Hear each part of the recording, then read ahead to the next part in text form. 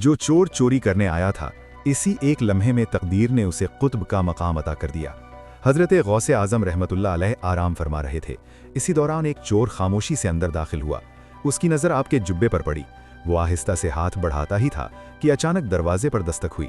हज़रत गौसे आज़म रहमतुल्लाह अलैह ने आंखें खोले बगैर फरमाया, आ जाइए, दरवाज़ा खुला है। दरवाज़ा खुला तो हज़रत खिज़्र अलैहिस्सलाम अंदर तशरीफ़ लाए।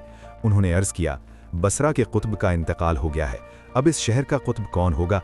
हज़रत गौसे आज़म रहमतुल्लाह अलैह ने आंखें खोले बगैर दरवाजे की तरफ इशारा किया और फरमाया, वो दरवाजे के पीछे खड़ा है, उसे ले जाइए।